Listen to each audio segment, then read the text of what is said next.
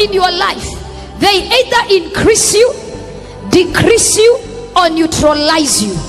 That is why you need to be very serious about your association. So check your relationship, because when wrong people live your life, wrong things will stop happening. Some of you, your life is full of drama, but it is because of the people you have in your life. Tell your neighbor, let them go. Come on, look at your neighbor, say, neighbor, when wrong people live your life, wrong things stop happening. When toxic people live your life, toxic things stop happening. And listen to me, one thing you need to know about wrong association: they will kill your joy. Wrong associations will kill your passion. Wrong association will kill your dream.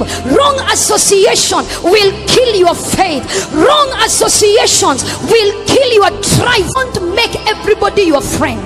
And some of you are trapped in the wrong relationship because you are saying you don't understand.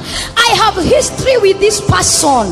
But listen to me, just because you have history with somebody doesn't mean you have a future with somebody. Hey, tell your neighbor, neighbor, just because we have history, that doesn't mean we have a future.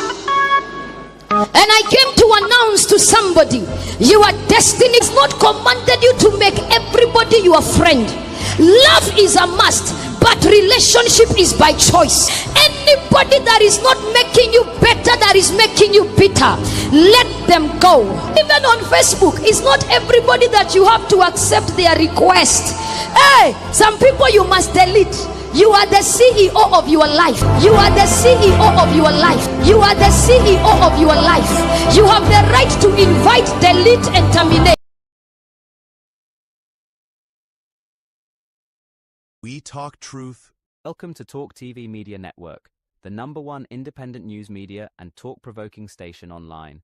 Whether it's tradition, politics, health, religious, sports, entertainment, or business talk, we are here to serve you. Join us now. Subscribe, like, and follow. Talk TV. Oh. Hey. We dey bring the news. Oh, hey. Liberia stand tall. Let the whole world know. From the city to the village, we go tell the story. Truth no dey hide. We shine the glory. Voices rising, strong and free. Talk TV Media, that's where we be. Talk TV, we talk truth. Talk TV, we shine light. Talk TV, for you and me. Talk TV Media, we go far and wide. We talk we show from Monrovia to the world. The voice of the people, we dey Talk TV.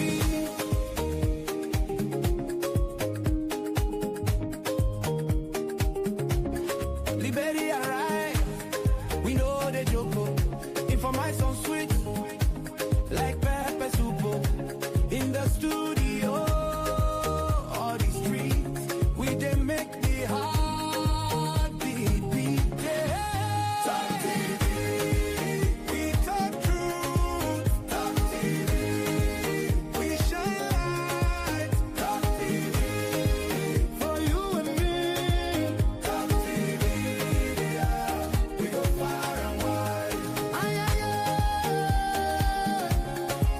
Talk TV.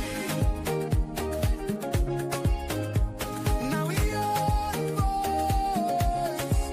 Talk TV.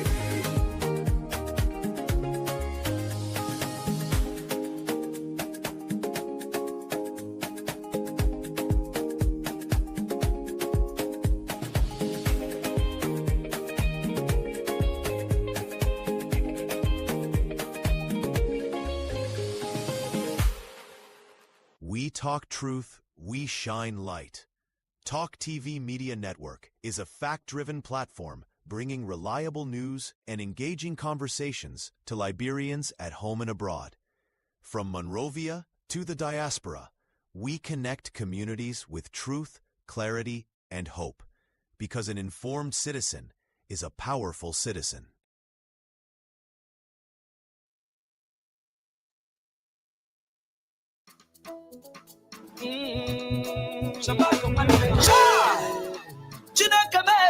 Beautiful studios. Rebecca and Duce. Yeah. Putting on in UK. How to say it now? Chineke. Here we go. Covenant I have with God cannot be broken. Covenant I have with God cannot be broken. Covenant I have with Jehovah, it cannot be broken. Covenant I have with God cannot be broken. Covenant I have with my God, it cannot be broken. Covenant I have with God cannot be broken. Covenant I have with my God, it cannot be broken. Covenant I have with God cannot be broken. Oh, he cannot be broken. Oh, he cannot be broken. Oh, he cannot be broken. Oh, he cannot be broken. Oh, he cannot be broken. Oh, he cannot be broken. Oh, he cannot be broken. Oh, he cannot be broken. Everywhere, people say me, I be stuck. It's like I come and beat, go swagger. I just see my cover and my tongue. Be my move, the beat, and have my beat. This is my covenant soul. Oh, he cannot be broken. Oh, he cannot be broken. Oh, it cannot be broken. Oh, he cannot be broken. Oh, he cannot be broken. Oh, he cannot be broken. Oh, it cannot be broken. Oh, he cannot be broken. Tell me what he said. He said I will prosper and not fail. What did He it say? said I'm the head and not the tail. He said I will lead. He said I will lead. Oh yeah, and not die. He said I'm above. He said I'm above. Oh yeah, and not beneath. The covenant I have with my God, it cannot be broken. Hey, hey. Cannot be broken. The covenant I have with my God, it cannot be broken. The covenant I have with Jesus, it cannot be broken. Oh, the covenant I have with Yahweh, it cannot be broken. Cannot be broken. Oh, it cannot be Oh, broken. it cannot be broken. Oh, It cannot be broken. It cannot be broken. In my life, will not be broken. It cannot be broken. In Jesus' name, will not be broken. It cannot be broken.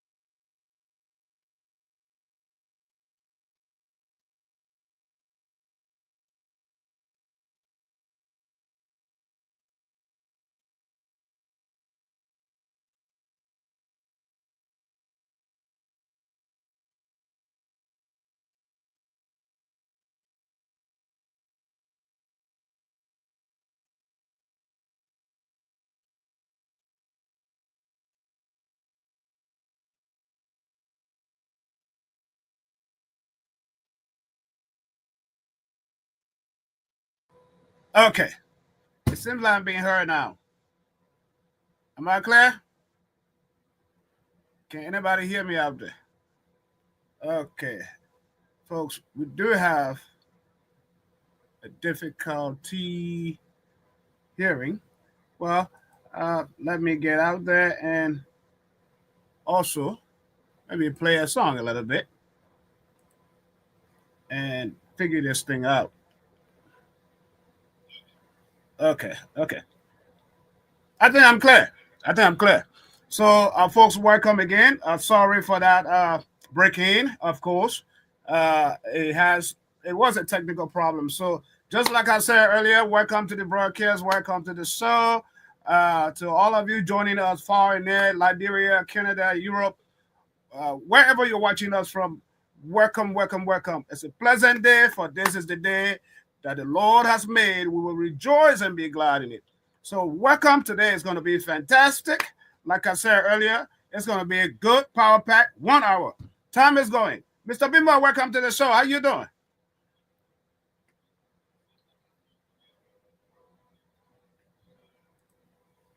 I cannot hear you. I'm not hearing you at all. I cannot hear you, sir. I know you probably hearing me, right? But I'm not hearing you. Let me try Mr. Bimba again. Mr. Bimba, welcome. Can you hear me? Robert? Robert, are you there?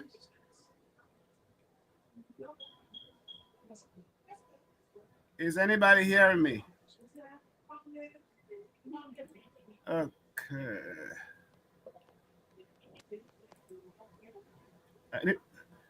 Folks, please bear with us. Hold on.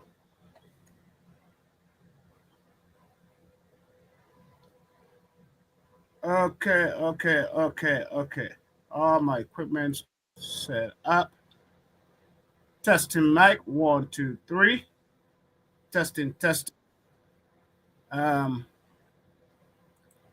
I being heard now?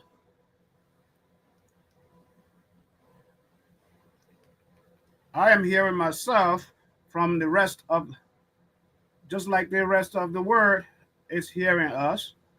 Let me see.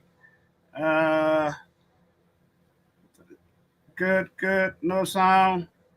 Are you hearing me? I don't think the problem is from my end now, because I'm monitoring the feed out there on social media as well. I'm hearing myself, except you two. Mr. Robert, can you say something?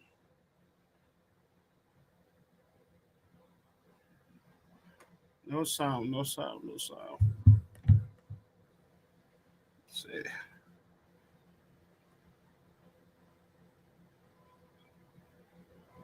Okay.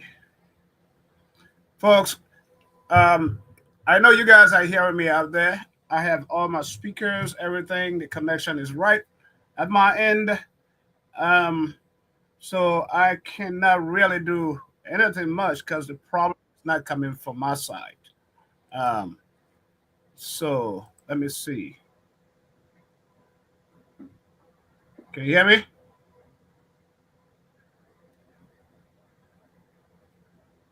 Can you hear me, Mr. Bimba? In the same vein, let me get this going.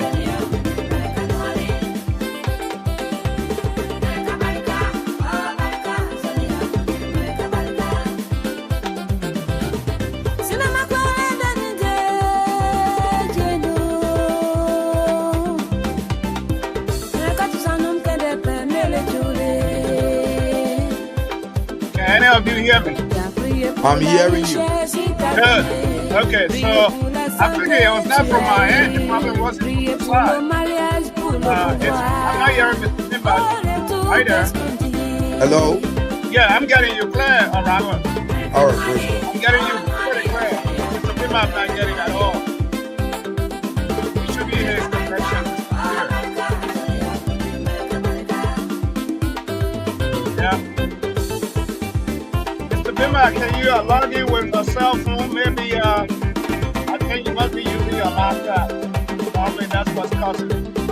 Can you log in on your cell phone?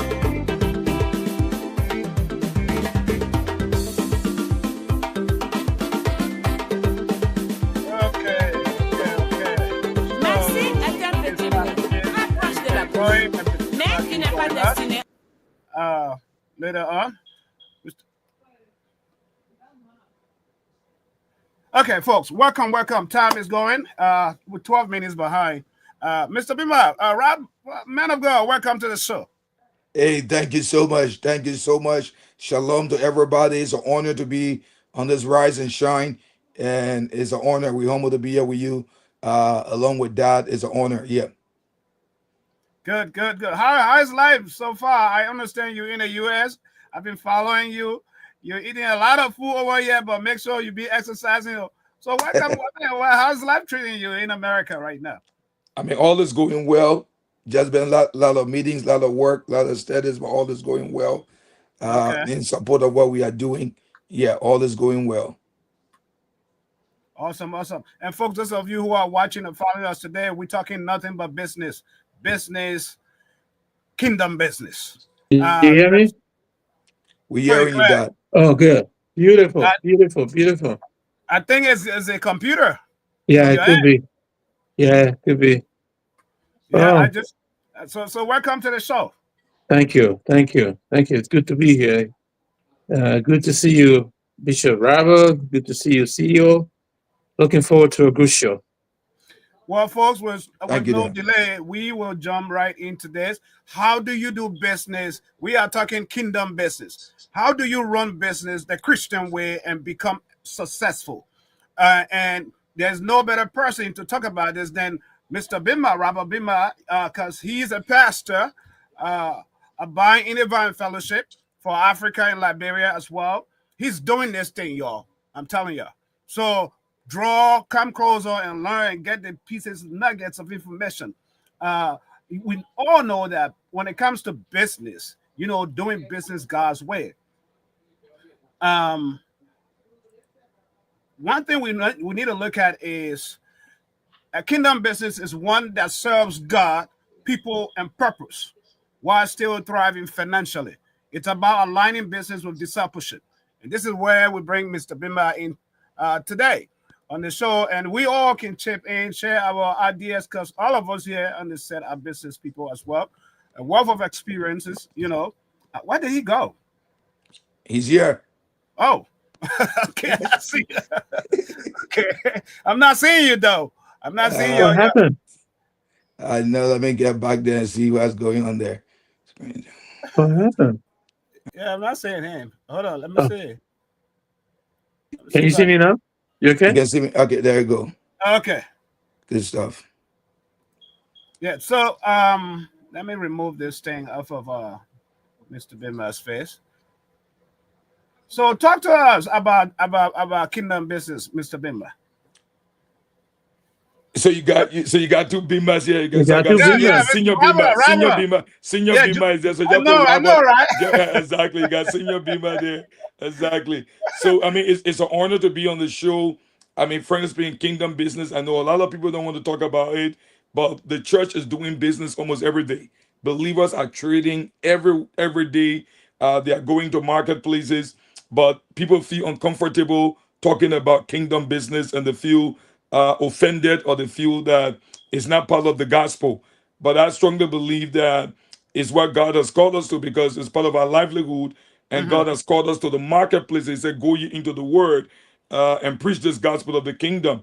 And one effective way to proclaim it is to go where the need is. So the need is not in the church. The need is outside the church.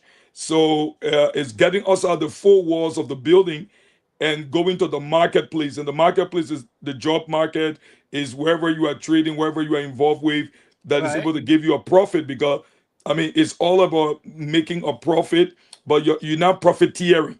You are making a profit in a way that all of yours is to advance the kingdom of God and kingdom values. So I think that is essential that we establish that is part of God's will for our lives as Christians, as believers, that we do business, and if we are doing business, we do it differently from the way the world does it. And that's very much important, because he has called us to the marketplace, and there's no way you can speak to the marketplace if you are not involved with what they are doing in the marketplace. Well, one would say, Mr. Bima, that you just mentioned do it differently, Yeah, not like the word does. yeah. What do you mean by that? So the first thing we have to establish here is there are some things we share in common. And a businessman would think about, yeah, I got a business plan, I got this, I want to achieve this. But for us, the first thing is our whole trust is in the Lord. We depend on the Lord. We don't just lean on ourselves, but we listen. So there where you see the wisdom of God, when Paul talks about 1 Corinthians chapter 18 and talks about Jesus Christ is the power of God and the wisdom of God. Because it's all about ideas. Running the whole business is ideas. So you need the right ideas. Not because everybody's doing something, I should do it. And even if everybody is doing it, there is an idea that God gave to each kingdom business person that surpasses the idea of this word that will prevent losses and enhance productivity. That's very critical. Anything, any wisdom of God, the wisdom of God that will enhance productivity and prevent losses. And this is what everybody is looking for. People are going to Harvard, going to different business school. Yeah, you can learn everything in there, but it just because you have a relationship with God and you understand that this is the idea God is giving to you, and this idea He gave you a plan, you develop it fully, and the whole intention is to make sure that you are productive, which has to do with profitability, and then you are able to reduce losses. You are able to cut. So in essence, you're talking more or less about stewardship. Yeah, it's stewardship. I mean, you go right into it because we are all stewards. I mean, whether you're a pastor, you are a deacon, you are an evangelist, we are all stewards. So as business people, as entrepreneurs, agropreneurs, you are stewards. We are stewards of God's manifold blessings that He have entrusted into our care. Now our job is to fully manage that and run it fully to His glory. And at the end of the day, our lives are also benefited. We have been taken care of. Wow. Mr. Bima, Senior, come in. Yeah, I to bolster the points that Mr. Rava was presenting. There are a series of principles, right, that can guide a Christian business, and maybe chief among those will be making God the CEO of your business. When God is the CEO of your business, you commit your decisions, you commit your plans, you seek His input, you seek His guidance as to what you do. There are several other things that we can do that Robert just mentioned. For example, there's nothing wrong in a Christian making profit. Proverbs 14:23 says, we work so that we can bring profit. It guides, a business person in that respect. Except that the way you bring profit should incorporate honesty, integrity, fairness, service with love and concern, and doing it for excellent, so that it becomes a ministry. Ministry is not just in behind the four walls. We are ministers wherever we are, wherever we go, whatever we do. If that is being true, so even at your workplace, behind your desk, it becomes the ministry. So the person who is behind the counter or behind the tail point can do ministry. I mean, we see people with love. Imagine if all the people who were doing business were doing business as Christians, as disciples of Jesus Christ. Business would be fun because nobody wants to cheat anybody. Everybody wants to make you happy, and you make them happy. So that exchange of mutual Christian spirit and attitude in business makes business a kingdom business where God is honored. So there are several other things we can point out, I will ask anybody who says they have a Christian business. Number one question is, let me see your budget. The budget is all telling. Show me your money. Right. And I will see who is the CEO of that business. The budget tells, the church budgets and business budgets can tell you where we stand. The interest, where a buck of your money is going. Who's the priority? Is the priority of your business God, or is the priority of just making profit or self-serving? I think that takes you away from claiming to be a Christian business. But if Jesus is the CEO, who plans, who guides, who shows you the way, who has an input in your business. Show me your budget. What's the number one on your budget? Wow. But Robert, you can chip in when you need to if something stands out to you. But my question comes to you, Robert. I fully agree with what Brother Nat just said. You run the church. You're coming from a different whole perspective, right? I want to get into your mind a little bit. You have memberships. You have business people in your church, in your ministry. What are you doing as the leader to empower them, as in how can you equip them? Even those who are not yet business people, those who want to be part of business, what are some of the tools that you can use to help these people? Because I'm speaking from the experience of we're seeing all around in most churches, as in mega pastors. All the tithes and offerings come in, but they are the one enjoying, and then the memberships are so poor. They're not prospering and stuff, right? So how do you confront that kind of crisis? Yeah, so I think that that's a whole separate topic by itself. Let's just walk in the business that we're talking about, the kingdom business emphasis, because the issue about how somebody run their ministry is something different. But the fundamental issue here is we gotta go back to Genesis. When God created the heavens and the earth and created mankind, the first thing that God gave to mankind was a business, was a job. The first thing that God gave to humanity was a job.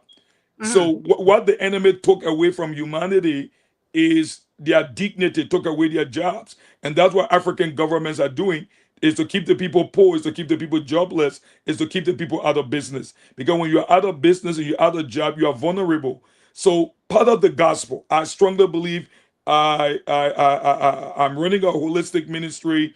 I work with the Acts Forum. One of the four thing here is how can the gospel is whole. It's not an incomplete gospel. It addresses the spiritual aspect of mankind. It also concerns about the physical aspect of mankind. So that is critical for us. So we try to present that gospel to people. Look, coming to church is important. Going to heaven is important. But while you are on this earth, you have to be so useful that you shine your light. Jesus said, shine your light. And one of the best era is when you enter the business world, you are able to shine your light. I'm able to reach so many people I wouldn't have reached just being behind the pulpit. But just by doing this agripreneurship, it allows me to go to so many places, so many people, that I can shine my light. And sometimes I don't need to tell them I'm a Christian, but the way I carry my affairs speaks volume. So the first thing here is restoring dignity, empowering people. So the gospel empowers you spiritually, but both physically, your welfare, how you run yourself, you have to get money, you can raise income to take care of your family and look after those issues. This is fundamental. And I strongly believe that any gospel that don't address the whole man is incomplete. And that's what kingdom business is all about also, because the kingdom business point people to Christ. The kingdom business dependent on Christ. But we have a responsibility as kingdom citizens and kingdom business people to make sure that we pioneer, that we run our business in a way that is transparent, that is glorifying to God. It's all about bringing glory to God. That we are many doing it. But when people look at our business, they can say, hey, how are you making it even in the midst of financial crisis, even in the midst of inflation? So yeah, the inflictions may be there, but because we are applying kingdom principles, trusting the Lord, we are praying, we are tithing. We have good customer service, and we are leaning not just on our own understanding, but depending on the wisdom of God. And the wisdom of God is so superior to any man's wisdom. And that alone is why we have been training the people, encouraging churches, the churches we run, and the global network that we are part of, is to tell the pastors and church leaders, look, if all these people in your church are unemployed, it's a problem. So what can we do? I agree. We have to create an environment for them to think outside the box, to make use of what they have. Everybody got something. They need to position themselves. They need to discipline themselves and know that, look, I got a responsibility. I got to do something to spread this gospel. Mr. Bimba Senior talked about integrity, right? One of those pillars, when it comes to business. Integrity. Yes, we agree. The first job God gives man was work, and he said, I will bless the work of your hands. And some people sit there as in, okay, I'm praying God, I'm believing God for manna to drop from heaven, right? As in, Integrity. Why is it that most people or Christian businesses fail when it comes to integrity? What is the underlying cause? Well, I cannot tell you what it is empirically, but I can tell you that it's a failure of being a disciple. I think that would be, in terms of faith, that would be the right thing to say. Because the call of God for discipleship is even to the marketplace. And that's a term that Jesus used many times in his teachings and so on. And the marketplace is the word where believers are called to be the salt and light, to live out their faith and share the gospel of Jesus Christ. So, how can I tell you to buy something that belongs that costs $10 and I sell it to you for $15 and then turn around to tell you about Jesus? It's a contradiction. It becomes a contradiction. So, in the marketplace, the disciple of Jesus Christ will bring honesty and will do to others as he wants others to do to him. That's the principle, the golden rule, the Jesus principle. Do unto others as you want them to do unto you. I think that guides everything that we do in the marketplace. Like, I think that's the term for the New Testament for business, the marketplace, where there's interaction, engagement, and transactions and teachings and everything is happening. So for the sake of this conversation, in the marketplace, as a disciple of Jesus, you do unto others as you want them to do unto you. What business do you want others to serve you? Serve them that business.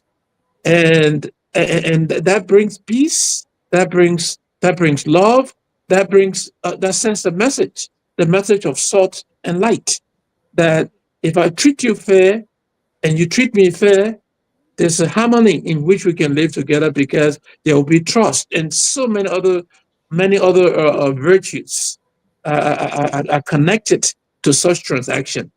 Because now I'm trusting you. I believe what you're saying is true. When you promise, you say a word to me, I can count on you. Come next Saturday, like in the prayer market, to receive your oil. On Saturday, your oil is ready. That's what we're talking about here. Well said. However, Mr. Bimba Araba, let me pick you back on this, on what Mr. Bimba just said. What would you say to that person, that's someone who would say, I've employed all those values, those ethics, integrity, fair play, pricing of commodities, products, all of that, but my business seems not to grow. I'm not profiting. There's no profit. You know, I'm just living from hand to mouth. What would you say to that person? I mean, the truth of the matter here is, and this is important conversation.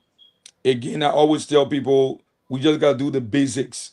If you are doing business and you're not making profit, you are just busy.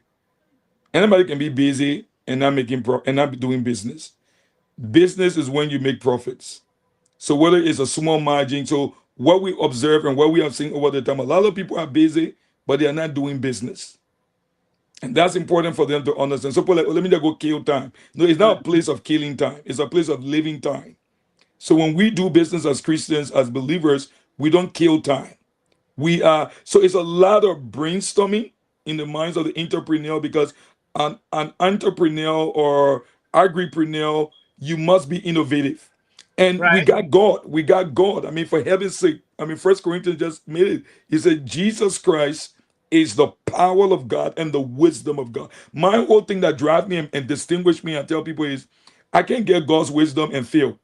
It's not possible, because the wisdom of God is with me to guide me to prevent losses and to lead me in a way that I can do business, that it goes forward, it becomes productive. So those who are not productive in their business have to sit and ask themselves, what I did not do right. Something is just not right. And you have to take stock. You have to take daily stock. You don't take weekly stock. You don't take monthly stock. You take daily stock. You take transactional stock. Diligence. That's why transactional. So every time there's a transaction, you take records. So record keeping is something that people don't ignore. People don't have records. Somebody say I sold today. You ask them how much you sold. I can't remember. You're just not getting nowhere, because you must take stock of everything. What did I start my day with? What did I sow? What I never sold? What went on borrowing? What did I credit? It's a lot of work. And you can't do the business from a distance. You got to be fully involved into it. As Right. a Christian entrepreneur or agripreneur, you got to be involved in the business. The business is a ministry. As I see what I'm doing with the farming work, it's a ministry. And this ministry is a vehicle taking me around and helping to reach different kinds of people. So people need to take stock of everything that is going on. Start with inventory, take record keeping, and then see what I did not do well today, and be honest to yourself. If you know you never did well, and then correct it. Be willing to take corrections. But Be willing to. there's something, Mr. Bima, right? Robert, I want to piggyback from that though, not to hold you up. So can we? This is personal. I want our viewers to really know. I'm getting really something out of this. You're a businessman. You're a minister. How hard was it for you, or has it ever been hard running your business, the farm, the rice farm, and all of that? Were there times along the way that you faced challenges as in, man, I don't know what I can do this. That hesitancy, that mindset of not persevering. What has been your success story, the anchor for you to So succeed? that's a very good question. So the whole thing, I mean, there's nothing free of challenge. Whether you are doing church work just by itself, you are in the marketplace like what we are doing, you will have challenges. There's no if and if. If you don't want challenges, don't even live. That I always say, but don't just live, because challenges are associated with life. That's just the reality. But the issue I always tell people is, if a challenge come up, every entrepreneur or agripreneur or business person is, what do I do to solve the problem? We don't share blames. You have to take responsibility. Now, it been rough. Starting it is rough. Starting everything is challenging. Sometimes when you read it in theory, it looks easy, but the application is really, really challenging. I gotta wake up every morning, gotta work this out. I see as a ministry, I love it. Don't do things you don't love. I love it and I'm involved with it, and read about it daily, study about it, be knowledgeable about what you get yourself involved. Not because somebody said money in this, you jump inside it. But have you read to know that money is in it? And where do you get it from? So it's a lot of reading, it's a lot of work, it's a lot of restless night. Yeah, you're having bumpy hills, you're having some difficulties, losses. Sometimes the crops don't produce the time you want them to produce. There are crop failures, there are other things. But you see, the thing is, when you put your hand into it, you don't put it out. You learn from all those mistakes, and then you become an expert. There's nothing that makes an expert, is you learning from it. Somebody walked to me and said they came from France, and they sent them from the European Bank, and they came to do an assessment. They said, when they talk to me, and they want to talk to me about farming, and the first question I asked the lady, have you managed a farm yourself? She said, no. I said, then you need to listen to us. You haven't managed any farm. You haven't run a farm. What you got is theory. We are talking about, the experience we have. We understand what it means to wake up early in the morning, open the door, hire people. You got issues to You got to deal with. drive the birds away. You got issues to deal with hiring people, and people not being honest to you, and then you have to fire people when you need to fire them. You need to bring the right people. You are training them, and then somewhere along the way something is breaking. But it's the consistency. Now, there are days you don't make profit. It means you can shut your business down, but you're like, what I need to do to improve. So all we think about how to improve service delivery. How can I improve on my service delivery? How can I improve on whatever I need to improve on myself, on the packaging, on the branding, on the way we talk to people, the different actors? Because people come to one place and say, I like the way it is here at the main office, but when I go in the field, I don't see this there. Oh, we can get it done. Consistency is important. Persistence is very much important, and it requires your presence. You can run business remotely. You can run it from the distance. Like, if you are doing an IT business, fine, you're online, but you have to be online. You can't be offline. You got to get, access to internet. As a person who doing online business or online entrepreneur, they are online 24/7. They are responsive. They're able to get feedbacks. They are taking notes. So it involves your day-to-day activities. It needs your attention. But a lot of people want to run it absent-mindedly. A lot of people who give it to somebody. You giving something to somebody they don't know. It's your dream, it's your business. You only give it when you have raised up somebody, you train them, they have understood it, and you have worked with them over the years. Then you can pass on the baton and say, look, you manage this branch, I'm going to the next branch. So again, to answer your question, it's a lot of work. But the focus that's a very good point. it's a lot of work. Nobody might ignore it. If Yeah. I mean, you can go and fast and pray. If you don't do the basic, the reality, you will undermine your own prayers. You'll be fighting your own prayers. So I see a lot of people doing business as Christians, but they fight their own prayers with bad behaviors. They are slothful. They are late. They are not consistent. When things don't go good for 1 month, they shut down and they change to another one. It don't work like that. You Right. got to walk around it and ask God what I need to improve. What is it I need? And one thing I tell people, so for one of my strengths in this whole thing is I'm getting more solutions from people who are working under me. Do you know that people you hire got ideas more than you? If you are open, if you're somebody who accept open to ideas, there are people who work with you that will tell you, say, Chief, if we can do it this way, it will save us money and we'll be able to do more. Most of my success comes from the people under me. So that's why I don't despise any information from people coming from under. Say, whenever we do our weekly meeting, what went well, what we need to improve on, what can we do to get this? And I hear some suggestions. They are the best of suggestions that have prepared Chap to be where Chap is today with what we're doing with the agribusiness. It came from people under, not from way up. Wow. It came from the people under. So I really tell I don't want to use the name CEO because I feel I'm a steward. So I'm trying to join with one of my colleagues from East Africa to say, and with the chief steward, but the real CEO is Christ. All right. So we're the lay steward, man, but we're really not the CEO because the actual CEO is Christ himself. All right, that runs Wow, it. But wow. you have to be really intentional about what you want to do. And some days nothing will work. But you can't close your business because nothing worked today. You have to walk around and ask yourself what I need to improve. Sometimes it's a waiting period, and sometimes it's just a process you are going through.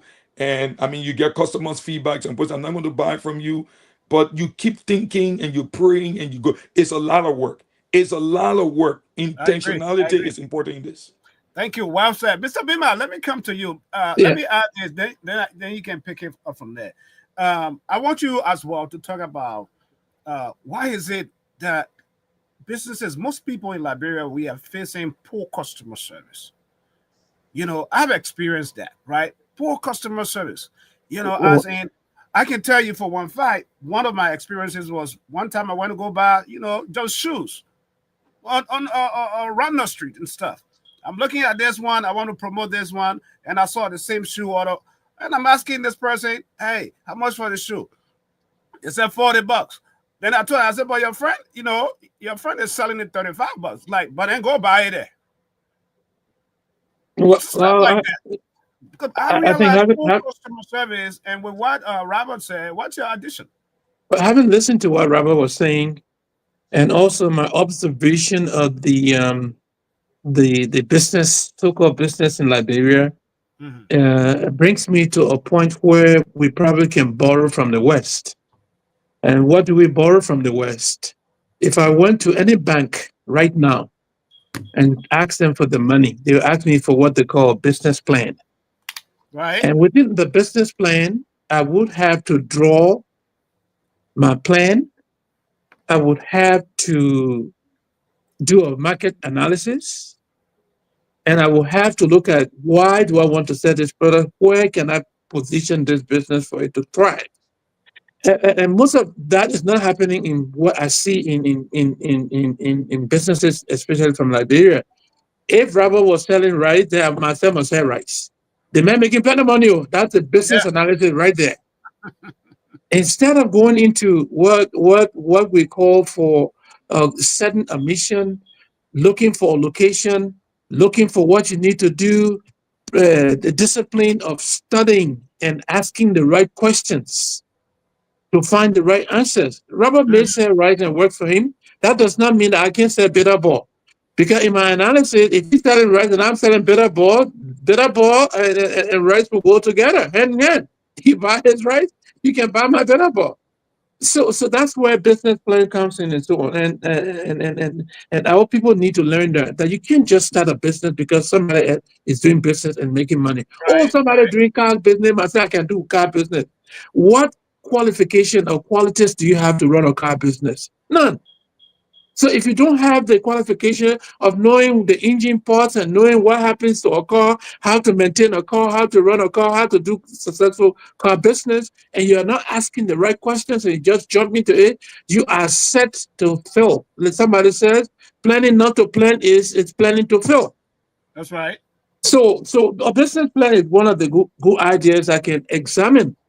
Can give you the wisdom and the knowledge that you need to put yourself in a position of business or the type of business you want to put yourself in. And I think wisdom, we seek wisdom from God.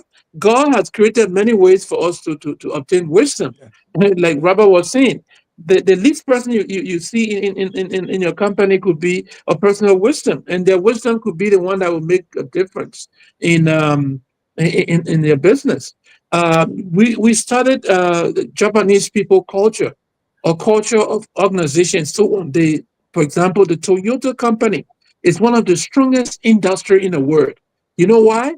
Because when one mistake happens, everybody in that company stops working and finds the solution of that business. There's a kazai, the word kazai in Japanese language, that tells you that when something goes wrong, don't blame people, find solutions, and hear everybody's voice in the business. That's what I'm hearing Robert saying here. So, in this perspective, we need to have a way of making good business plans. What do I want to sell? Why do I want to sell it? Where do I want to sell it? What are the comparisons of markets in that place? And what do I need to do differently? What prices do I attach? How much is the markup cost? How much is the actual cost? People tell me, give me $500, I'll do business. Oh, really? Yeah. Okay. What's involved in that business? Oh, I will spend $200 for transportation from the $500. So how much do you have left? $300. Then when I bring the $300, I will have to rent a place. How much have you spent? You Yeah, but spend more than half of the capital. Mr. Bima, That alone Mr. tells you Bima, that that's not a business that's going to work. Mr. Bima, the business plan is good. I agree, because that is the roadmap that you have to depend on, right? But why, Mr. Robert was saying, you got to have the passion, which I agree. Why, if you can have a very fine business plan, but you don't have the passion? So what we passion. observe is, just to bring you in, is a lot of people got the business plan there. The issue here is they don't even know how to make the business plan a reality. And people take the business plan, like you really said, that people take the business plan and they take it because somebody told them, if you do it like this, it's okay, all right? But they don't even have ownership on it. All right, somebody write it for you, right? You got a fine rating, but it's not the fine rating that's going to turn into cents and dollars. Right. So Right. it takes innovation, it takes creativity, it takes consistency, that I enter in this and I'm prepared for whatever that comes, and I will navigate through the rough waters and the storms until I find my way to the place of profitability and stability. And that is not going to happen overnight. You need to have up to like minimum 5 years to even start having a break even. All the first 5 years are sowing, are plowing, are getting your feet into the ground, getting to know the market. You can't just assume that in one day you are in the business fully. You get 5 years of just, it's still a preparatory stage of getting things going, and then you start to hit the real ground that people say, okay, we can do business with you, we trust your brand, we can get it. So some of them have the business plan, but they don't even know it. They have not owned it. So it's just a piece of paper just to access the fund. But now you got the fund, and people, I give people money and they put that, they work that way. And some people even come from the West and say, they don't even understand what they're doing. They don't understand what they're doing. So at the end of the day, they say, oh, nothing is working for me. But for the mere fact there are needs in that area for a commodity, that is an opportunity for a business. Right. But then you need to know where to position yourself. Yeah, there are a lot of you in the West, you see the food chain. There are a lot of food chains all around, but everybody is pushing to get the Chick-fil-A is there. You got McDonald's, everybody pushing to keep adding value and strengthening the reading other things. And I had the complacency, and once people get some problem, they give up and they walk away. But frankly speaking, between you and myself, from my own personal experience in this whole sector as an entrepreneur, it calls for a lot of work. And we Christians, sometimes we don't want to work. You got to work. One It's is a lot really. of work. I'm working. I'm checking on everything. You can't wait for things to come to you. You got to go for it. Business. We don't wait for people to walk to us. We walk to them.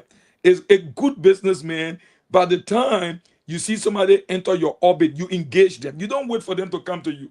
You engage them. Jesus, when he came down to our level, unfortunately, people are doing business. They don't want to come down to the level of their customers. They want to stay up there and say, "Come to me, come behind the counter." No, it don't work that way. You have to come down to the customers, and you need to understand that you open that shop, you open that business for those very people, and their feedbacks. Don't take it personal. Take it very, very in good faith and work with it, and make sure you turn it around and get the good out of it. But it takes a lot of work. It Our takes goal, business. you have to Business set does take a targets. lot of work. You have to set targets. So every year we set the target. You don't meet the target, it doesn't mean you are not working. But at least you set a target that, oh, we want to get 2,000 bags of rice. Want to get, right now we set the target. We got 78,000 packaging materials coming in the country. In the next month, our target is to go to 100 metric tons of rice.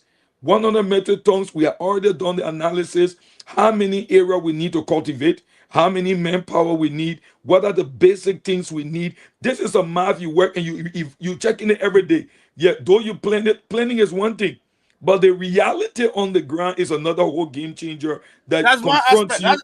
That And is. there where leadership is needed, there where innovation and Um, creativity is needed. can I come in, Sam? Yeah. Go ahead, quick. Yeah, here is it, right? You know, when you fly in an airplane, Mm-hmm. before you get off up into the air, there is a well-designed direction as to where you're going, how high you're going, and what fuel you need to get to where need to go. That's what a business plan is. I know a lot of people will get success in a try and error of policies, but I think everything Robert is saying comes into the business plan for those of you who can read and write. Well, if you can't read and write, that's a different case.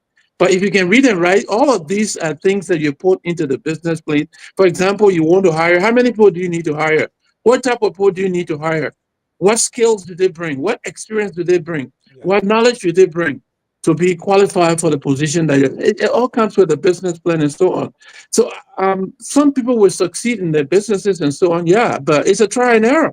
But if you want to be precise and accurate in doing businesses and helping people to do businesses, I would not go away from having a good business plan. Why am I doing this business? Where can I do this business? What do I need to do this business? What timeline do I have to start making profit? So that when you know all of this, then 100% agree you're not waiting for some success to come along the road. You have calculated the numbers. Numbers are accurate. Business plan Numbers is a don't matter lie. of putting numbers Yeah, together. don't lie. No, I agree with you. I mean, the plan is what everybody needs. Well, my point was like, some people have the plan and they don't even own it. And that's a whole thing that Then that's not a plan. That's somebody's plan. That is somebody's plan. But I A want to plan talk to for a the bank. specific That want to business talk to that the you bank. want to do that That's suits why they you. talked to the bank, and the bank gave them the money because they took the brand in their name. But then the bank got to know that then time for execution now there's a default. They can't Right. deliver. Things not working because they did not own it. It did not come out of them because just what you said in the beginning, they saw somebody growing pepper, they saw somebody selling used school. They say I want it. They went and pay somebody, please do my business plan. Boom, boom, boom, boom, and the man there to do it. He will do it for you. How you do it is up to you. Well, somebody's plan is not your plan. That's not what we're talking about. A surrogate plan is not your plan. A plan that is specifically tailored to the ability and the capacity that I have is likely going to work. But But a why would plan you that say- you do for me, because I can't be you, you can't be me. So if I took your plan and I went to the bank, I got money, I have already set myself up for failure. But why would you say to someone who is illiterate, right? And they're not educated to deal with all those plans and all of that stuff. You know, that mother, that man, but they want to. I mean, they want to get in business and succeed. No, And but we look at the issue of our Fula and Mandingo people. Some of them become successful, but they haven't gone to school to be schooled. Well, no, these people, let's get it right. Let's get it right. The thing here is every business person have a plan, whether it is reading or is not reading. They have it, or they know what they want to do, and they tell somebody this way I want to go. And somebody run with it in their mind. They run in their mind. I want to start with this. I need this to start. Some of them may not write it because, again, these are merchants. Merchants, like you grew up in the house, your father is a merchant, you learn to sell. They learn it, they went through it daily, everything, they know the routine. It's a different thing with the merchants. Merchants are people just grow up. They did not go to school for it. They grow up, their parents raised them up in the business. They learn the act of business by doing over and over, and they can move things fast. They can take our money and they can tell you there's $1,000 without checking it, because they are there with it over 10 times or 100 times. And that's something that they have. For people who are not business wired and they enter into it, they have to really humble themselves to walk through that ladder step by step. You don't go to compare certain people with certain people. I always tell people, you don't compare yourself with a merchant.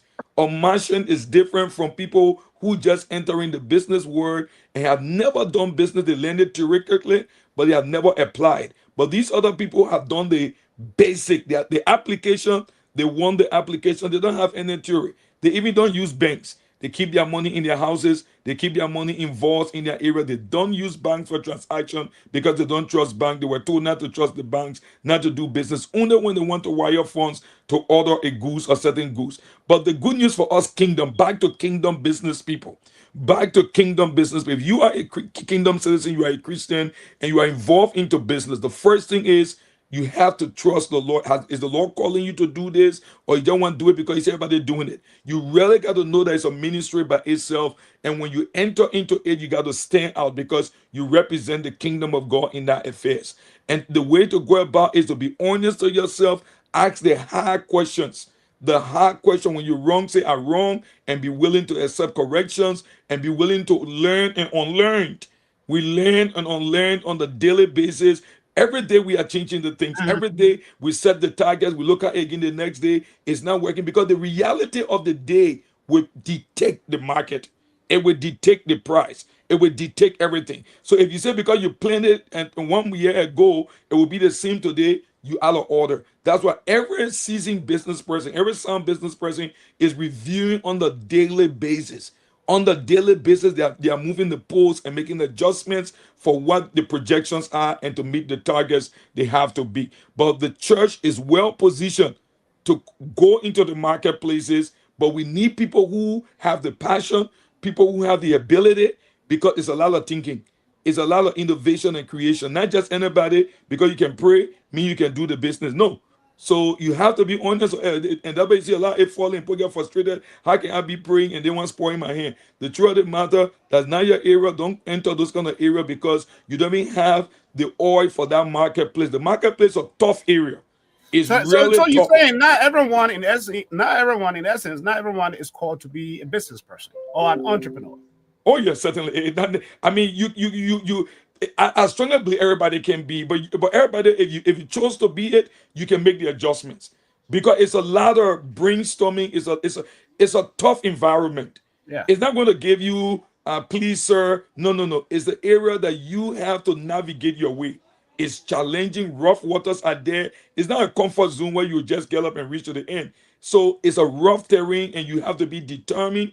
You got to understand what you put yourself into and where you put in your money, and you have to be watching over it 24/7, where it is going, and close the holes. How you know they want leaking money? How will you know the area that you're losing? If you're now watching over it and evaluating it on a daily basis, and that comes right back to record keeping.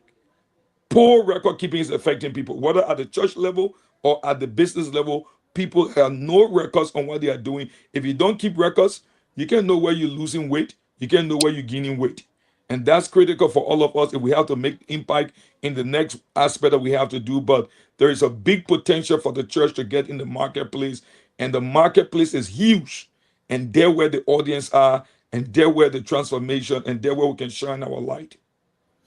Well said. Well said. Folks, before let me, Mr. Bima, our time is almost up. But if it's okay with you two, can we go for 20 more minutes, 25 minutes? Sure, we got a lot of more principles I think we can cover. Yeah, item this by is very item, juicy. and kind of be a little organized here.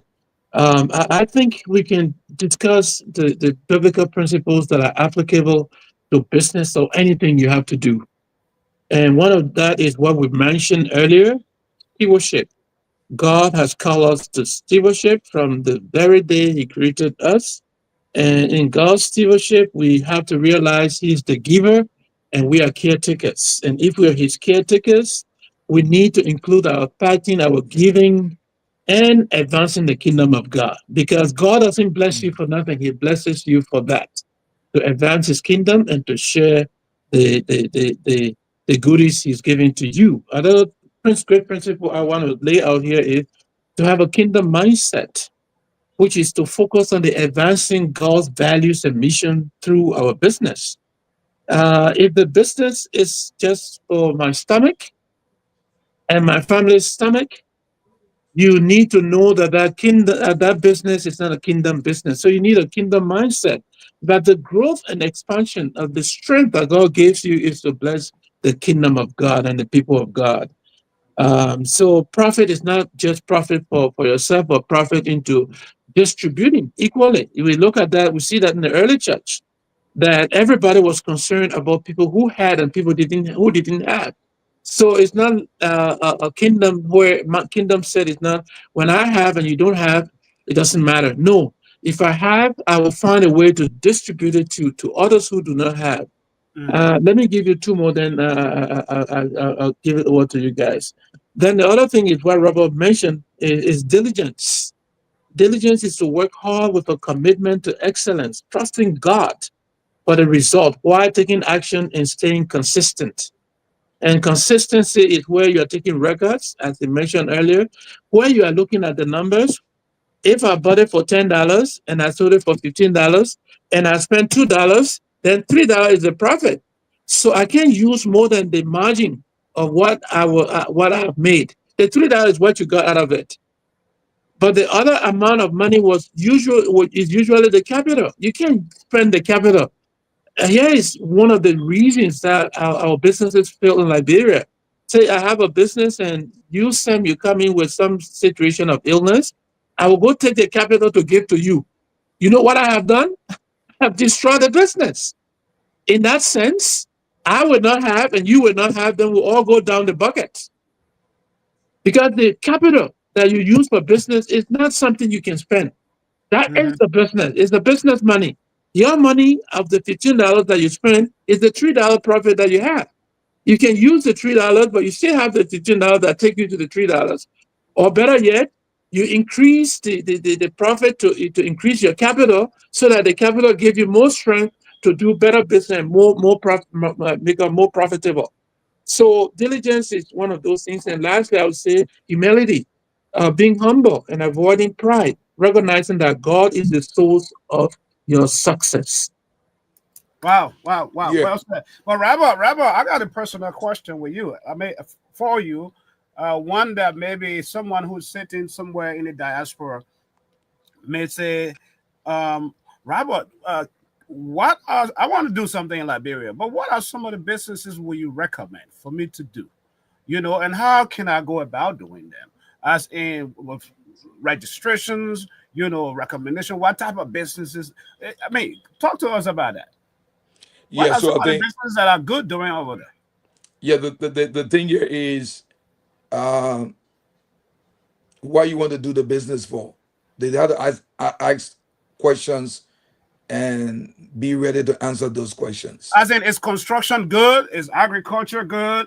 Is I'm just throwing the question out. It matter wherever they find themselves, but why you want to do it is fundamental. And once you can answer it honestly, it leads you to the next one. Now, so I can give you several business opportunities that people can invest into. But again, what we want to say to people, I mean, agriculture remains a low-hanging fruit because anything about job creation. It's unfortunate that our country works the contrary to the other way, but our work is to make the difference. If everybody depending on government job, Liberia can never be developed. Right. Government job will not develop Liberia except people chose to corrupt, to just steal it. Because if people think I go there, I can get plenty of money, I'm stealing it then. Which they have But the been doing. place for Liberia development relies on the private sector and not just strangers, but I mean the citizens taking ownership and driving that process. It's a very challenging process. You ask anybody there today, people say, "Oh, the other get problem." The reason you don't see it because you are not involved. We who are involved, we understand that we have seen, I mean, foreign businesses shut down. I don't want to call anybody name, but we have seen those businesses or whoever you put clean, they shut down. They have to go back and get it done. Nobody will lie to you that all those people just have an easy ride. That's a half truth. That's a lie. Running the business, people going through a lot of problems. So the issue here is you just got to be intentional and you got to be willing to tweak it every moment. So agriculture is available, construction, hospitality. I mean, these are low-hanging fruit. I mean, service providers for different things. But the thing here is when you enter it, you know you got to register your business to get credibility. You got to register. You got to do like Jesus said. Give to Caesar what belongs to Caesar. In other words, give to government Liberia what belongs to government Liberia. You are Right. paying your taxes. You're not invading taxes and say, "Oh, my brother working in government, I can't pay tax." So a lot of other people you see happening right now, they're not really doing business because when their brother not in government, the business stop working. Because their brother are in government and invading taxes. So Right. now that their brother not in government, they got to pay the taxes on that business now. Then there's no profit. But at the moment, because their brother in government, their relative in government, they're invading taxes. And as a believer, you cannot be invading taxes. That's criminal in nature to invade taxes. You got to give to Caesar what is Caesar and give to God what is God. I mean, a lot of people give to Caesar, but they don't give to God what is God. And that way they mess everything, open the door for the enemy to strike their businesses. So when I pay my taxes to government, I also give what is for the Lord, which is my tithe. Now we got to draw the line. A kingdom business is not a charity. Charity is different from kingdom business. I will use my kingdom business to advance the kingdom of God. I will be able to shine the light in the marketplaces, but I'm not running charity. I'm not running a charity. I'm giving to God, I'm paying my tithes. I pay my tithes. What is for the Lord, I give it to the Lord. But I'm not running a charity when I run a kingdom business. There are people who run charity, it's different by itself. So there are businesses of all kinds. I will continue to encourage people, whether it's packaging, whether it's the water issue, those different things, but they're in the building materials. But again, you can do it from the distance. Second, yourself got to say, I will be involved with it. I will sit down here myself. You can't tell me you're too big to run your business and you want that business to take care of you. The business can take care of you if you're too big for it. The Right, business take care of for people that are not big for it. If you're too big for your business to run it, then the business is not big enough to take care of you. And that I want to leave with people that I mean, you have to give it your full attention. You got to be able to go through it every step. So again, from the kingdom business standpoint, I would encourage. We're running a very big. I mean, we have up to six to 7,000 people gathered in East Africa and around the world comes where we speak. And we did this next year, June. It's called the Kingdom Business Forum. And people come and the exhibitions are going on. These are only entrepreneurs, agripreneurs who are believers. It will amaze you what is going on. And I'm one of the speakers at those meetings in Nairobi, and it's amazing. So I want to tell people that it takes works and it takes intentionality. And yeah, please, it's a step, it's a process. You can't grow overnight. Please don't start business today. Don't start business today and compare yourself with somebody who's been there for 20 years. You'll get frustrated. So why would you say to someone? I mean, let me bring some of these photos because I had to do my homework on you a little bit. What would you say to someone who sees this today? You know, I love Liberian rice. Coming to your table soon. Yeah. When you look at the packaging, you feel hungry already. Certainly. Yeah. You know, all of this, the struggle that you have to go through. Yeah. You know, days to get to this. All this packaging. Doctor, how did you get? And then see the impact now you're making from the kingdom perspective. You know, I'm yet to get my own bag of rice though. You got to buy it, bro. So you see where it is? People come to me and say, but man of God, Bishop, I can't give me better rent. No, they're not charity, they're business. Every visitor can give me. I said, no, if I give you, they'll be out of business. So I can ask them, you want me to stay in business or you want me to be out of business? They say, no, I want you to stay in business. I say, the best way for me to stay in business, don't come and ask for free rice. Right. Make sure you buy it. That's the best way I can stay in business. But if everybody got men of God here, so I got that grace to tell people no. Because in business, I get the courage to say no. Oh, you have to. If you're quick to say yes, then you lose everything. Yes, you are 100% right. I agree with you. As long as you don't practice the word no, you're gonna have nothing left with you. So make sure you put your order in. One of the things we are doing, we just got a breakthrough in New York. So we will be doing an exhibition next year just around the UN General Assembly. And there are chefs. There are going to be 3 chefs from a renowned hotel that are going to cook the rice that we produce, and then they will showcase it to the world that is, meeting all of the standards and why people should buy it and people should eat it. Again, people just don't understand what it takes. It's a lot of work, and again, some people hate their own. I mean, people just hate their own. They get resentful. People think imported things are more valuable than the things that are grown locally.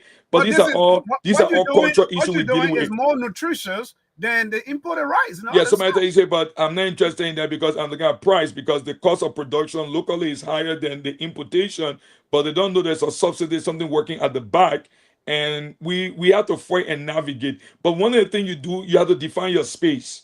You got to define your space, know your product, be consistent, and stick to it. No matter other people come and show you your way, because people want you to change every day. If you keep changing every day, then you're not going to get there. So you have to be focused and determined, because I mean, all kinds of people will come your way. They say, no, do it this way, do it that way. And if you try that, you'll be out of business. So my encouragement to the church, we should drive the process. Nobody can do it better than us if we really resolve to do it God's way. And we do it God's way, we can fail. There's no way we will fail, we do it God's will. But unfortunately, we take God out of the equation. You say, my man, I'm not God being here, I'm doing my business, I'm looking at my hustle. There is no way you will hustle without God and succeed. So for me, I tell them it's my ministry. I'm doing it God's way. I got to pray on it. I got to trust the Lord for direction. People who work with us, we got to make sure that they trust the Lord. They believe in the Lord, that they can make the difference. And we're trying to create jobs. We're trying to fulfill the mandate of Eden, which have to do with giving people jobs, because job can dignify people. When people are jobless, they don't have dignity. I'm telling you, when you are jobless, you don't have a dignity. And that's what the devil is trying to do to the church, is to rip the congregation of their dignity. And our work when we go in the marketplace to create that job, restore that dignity. Look, why did Elijah did not put his hand in his pocket to give the woman money when she came and said she had a debt to pay? I mean, if in our time somebody do that, say the pastor is wicked. But sometimes people don't need money, they just need ideas. So I'm good at ideas. God bless me with his wisdom. So I'm giving ideas to people, because giving people money don't solve problems. I'm not saying don't give people money. I'm not saying don't give people money, but if you are led, though. If it's really need, you do it. But especially for business and everything, sometimes they just need idea. So Elijah said, what do you have? A lot of times people don't know what they have and they think they need something from outside. But I always believe that every true business starts with what you have. You got to start with what you have. And God is always interested in starting. So Elijah pointed to the woman in Kings, and she said, I got one bottle of oil. Elijah said, no matter how you make your face and how you make it small, at least you got something. And Elijah gave that woman instruction. She followed through the instruction. She could pay her debts. And Elijah said, live on the rest. Man, people coming to us every day. I always talk about free thinking can make you lose your respect. But the money you work for got more respect. And that's what we are preaching in the marketplace as kingdom business people, to understand that teaching our people the dignity of labor. The dignity of labor has been lost in the church. The people in the church tell people, you don't need to work. It will come down. No. That's not what the Bible teaches. The Bible teaches the dignity of labor. I will bless the works of your hands. So your hands cannot be idle. God hates idleness. God hates idleness in all forms. And we cannot encourage people to be idle and sitting down and not doing anything with their time. You got 24 hours in America. We got 24 hours in Liberia. What are we doing with our 24 hours? That's right. Are we investing it or are we wasting it? that's something for people to think about and begin ask those hard questions. And those 24 hours, they are so equal. President Trump has 24 hours. Exactly. The King of England has 24 hours. I have 24 hours. But what you do with your time, Mr. Bima, in closing, right? Mr. Not Bima, Senior. He touched on something, and that has to do with what is that in your hand? What is that in your hand? As Moses was in the burning bush, and God said, "What is that, Moses, in your hand?" Moses had no idea what was in his hand, the power that it could become. And this question, talk to us about that. In closing. Well, that's I'm writing a thesis on that, and finding a way to transform and revolutionize the way people are thinking as the church, especially in the southern part of the Sahara. They think that God is going to perform a miracle by knocking your head 10 times on the wall and doing 100-day fasting. There's a simple question. It's a question that God asked Moses and said, "What is it in your hands?" In other words, there's a golden thread in that question. And the golden thread is that God has given us the resources, the ability, and everything that we need to succeed. God has provided that for us. But if we don't know what is it that God has placed as a local resource for us to use, then we start looking for people to come from overseas to come and help us. Oh, yeah, please help us. Yeah, please send us money and so on. Well, there's nothing wrong with people coming to help you, but helping you to do what? Helping you to beg more and beg and beg and beg and beg? No. You have to ask yourself, what is it that you have in your hands that God can transform and translate into something powerful? And every time God does that, like the story that Pastor Robert just mentioned, the lady had very little. She had a finite resource, and that's what Elijah asked for. But when she took it and handed it in the hands of the man of God, it became plenty. The two fish and the 5 loaves of bread became something great and mighty. The rod in the hands of Moses became the weapon of salvation against the greatest empire in the world, which was the Egyptian empire in the day. So what is it that you have in your hands? What resource do you have that God can transform, use, increase, magnify, and expand his kingdom? And that's where that question is coming. What is it in your hands? That's a serious question that we all need to ask ourselves. And make no mistake, everywhere we are, whoever we are, we have got something that God can use to transform and make a revolution of. Wow. Folks, welcome today. Thank you for joining us, all of you out there. Talk TV Media Network, Rise and Shine every Sunday. We come here at 3 p.m. Central Standard Time, and that's 8 p.m. Liberian time every Sunday, 1 hour. It's a pleasant joy having our guest today, our brother, our father, our pastor, Bishop. In closing, Bishop, I call you Bishop. Are you Bishop? You looking at me like that? I'm listening, bro. I'm listening, bro. In closing, I know this is a topic that, we could go on and on. It would be so hard for us to exhaust it. There's so much pieces and nuggets that we can go through with this.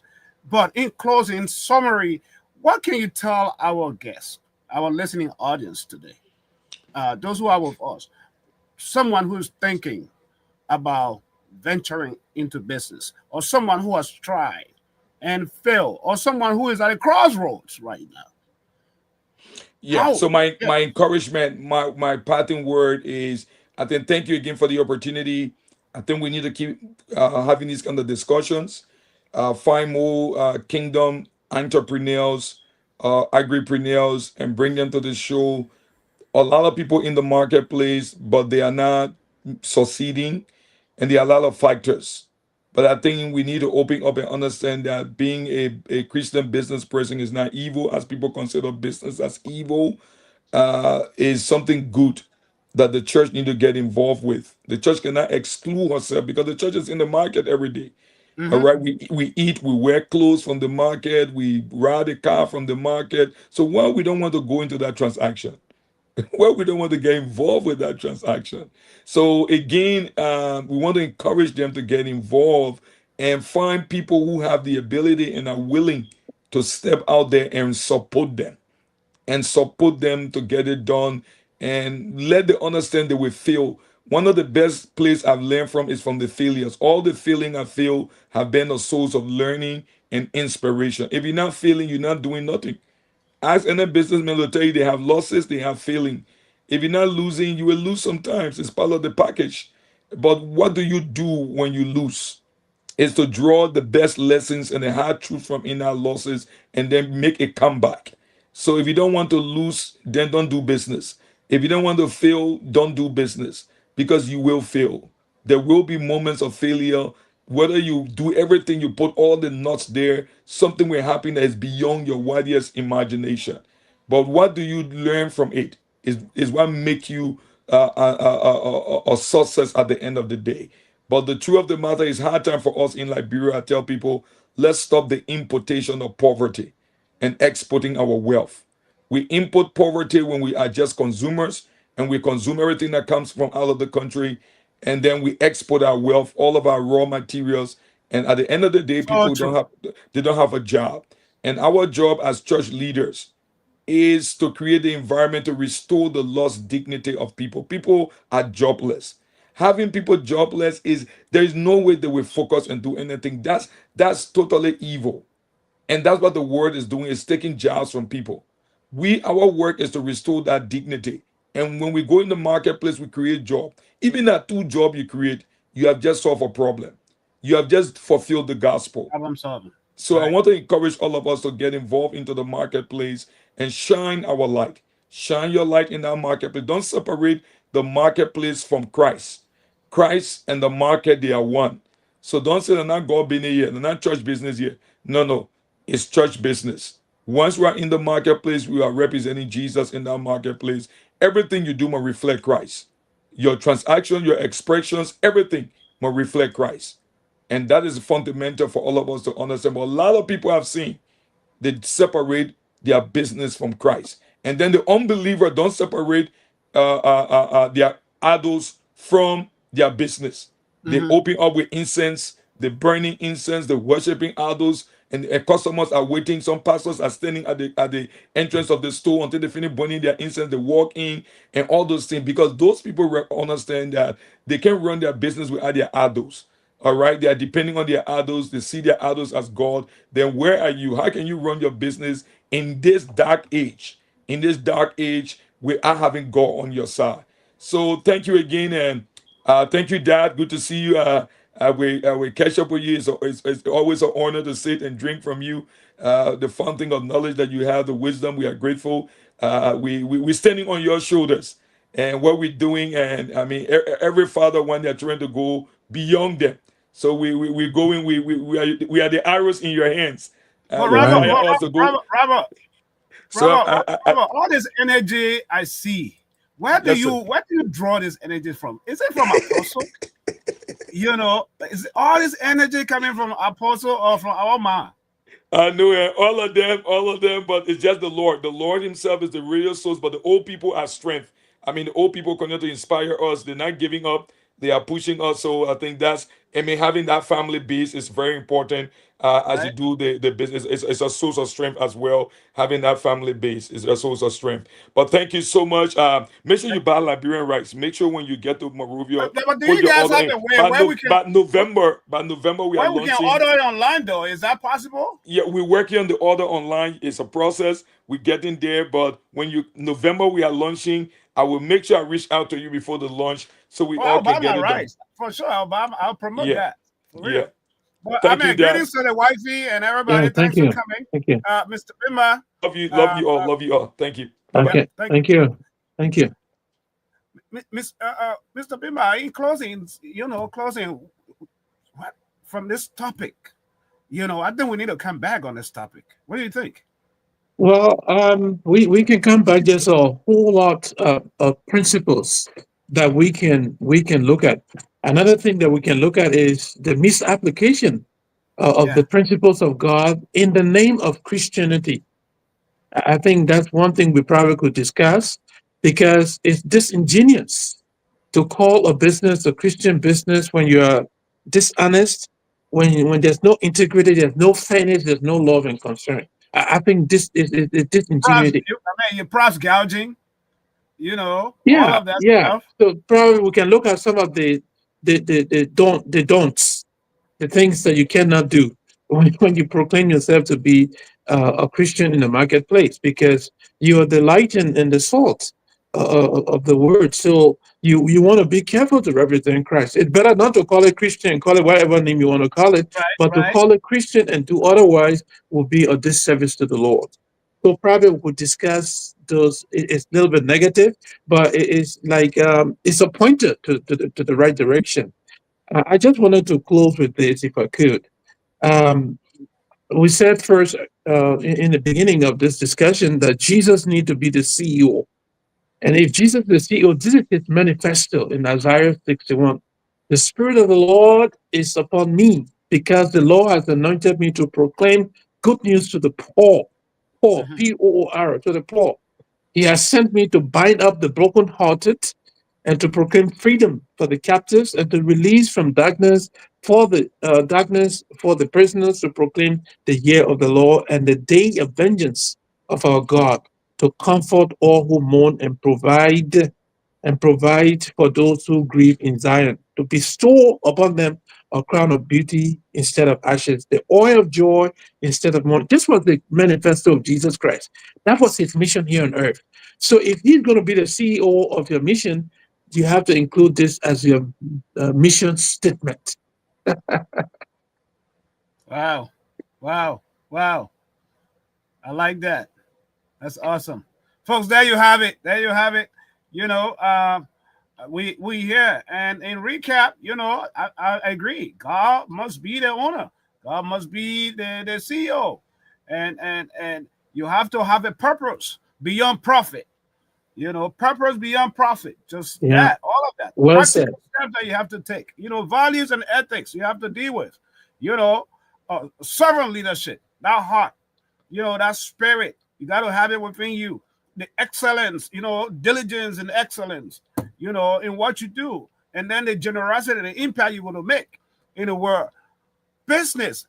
I see business as, I normally have this conversation with most of my friends asking, if God really gives you a business and you're passionate and you love it, that is your thing. That becomes your ministry. That becomes your pulpit. True. And it's from that pulpit that you stand upon, that not everyone is called to be on a pulpit, you know, to preach to a congregation. You know, what we're doing right now is through this pulpit right here, I'm using it for God's purpose.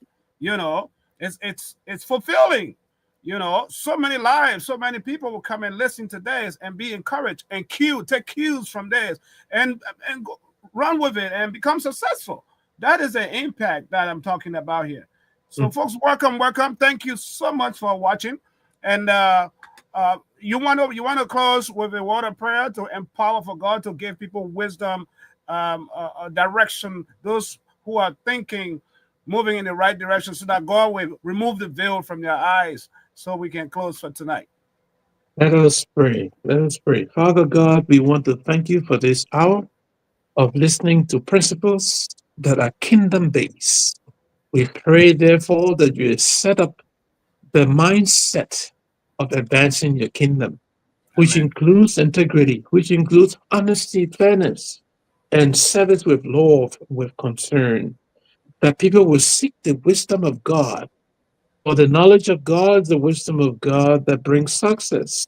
Amen. Pray, Lord, that you make disciples in the marketplace where we sell and buy, where we do transactions, that you, oh God, will be the head of the transactions.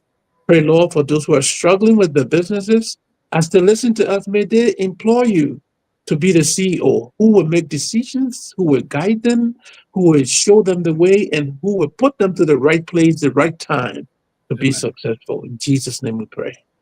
Amen. Folks, thank you. We look forward to seeing you as you go through your week. Be focused. God, may God be with you, heal you, and direct you in the right path. Again, it's rise and shine. Go out there and shine. Leave you Amen. with the last song. Go and shine, yo. I'm telling you, this thing is good. Your level has changed. Your level will definitely change. Enjoy this. Forward to seeing you again. King of glory, we bless your name because you are faithful, Jesus. I want you to understand that life can change for any man. There is no problem without a solution. The God who we serve is a condition changer. Put your trust in Jesus. Put your trust in Jesus. We bless your name, baby. We give you all the glory.